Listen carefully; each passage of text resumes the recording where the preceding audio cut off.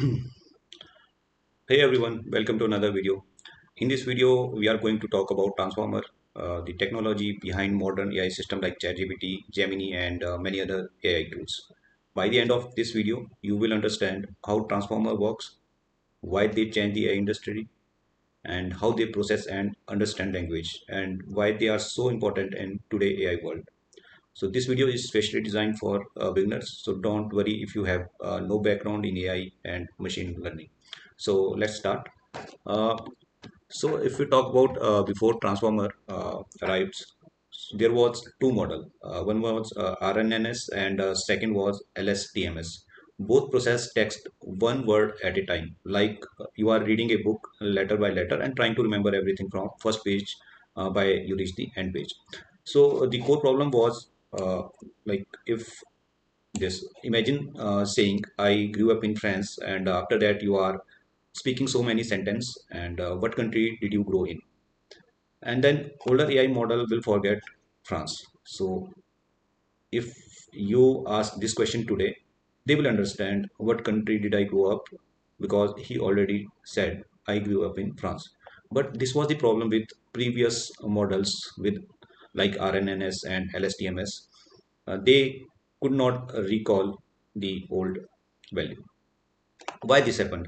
So text was processed word by word in strict sequence, and second was memory degraded over long passage. Early context was overwritten by new information, and no way to jump back to relevant earlier words. There was four big problems before transformer, and if we will talk about one by one. So first was long context loss. As we already talked, it forget the previous conversations. So important detail mentioned earlier in conversation were forgotten by the end. Think of a customer support chat where the AI forget the original complaint. And second problem was slow sequential processing. Word had to be processed one after another. Training on large dataset took day and weeks. And the third problem was difficult to train. These model was very difficult to train because of their sequential conversations, and it was not scalable for large AI system. So real world impact was long document, multi-turn conversations, complex reasoning tasks were all out of each for pre-transformer AI. So these was the real problem before transformer. Now we will talk about when transformer come into picture. So in 2017, transformer come into picture. In 2017, a team of researchers at Google published a paper with a bold title, "Attention is all you need." It introduced an entirely new architecture that did not process word one at a time. It looked at all words simultaneously and figured out which one mattered most to each other. The AI world was never the same. Now we will talk about RNN when it was introduced and LMS. RNNS was introduced in 1986 and LSTMS was introduced in 1997. This might look weird to you, uh, because everyone think AI came after ChatGPT, but this is not the case. AI was introduced in 1950. After that, in 1986, RNN was introduced, where sequential word processing began. And in 1997, LSTMS was introduced to improve the memory, so where it can remember the last word, but that was not enough. So in 2017, this changed everything. Attention is all you need. This was introduced by Google. In 2018 and 2020, Transformer proved themselves at scale, but GPT-2, this was introduced in 2018 to 2020. And after 2022, ChatGPT, Gemini, Cloud, all models are using Transformer. The the two key innovation, attention mechanism plus parallel processing, focus on what matter and process all words at once. Together, they unlock AI at a unprecedented scale. What is attention? The heart of transformer. Now we will talk about what attention basically is. Attention is the most important concept in the understanding transformer. In simple terms, self-attention answer the question, which word should I focus on right now? This is something mathematically will be done. Just like when you read a sentence, your brain does not treat every word equally. Some words carry more meaning in context. Transformer do exactly the same thing but mathematically. Right now we will talk about one example here. So example sentence is the animal did not cross the road because it was too tired. What was it? What is referring to? The animal or the road? So as a human you can understand it is referring to animal. But if the machine or a model to understand this, he has to do some mathematical conversation.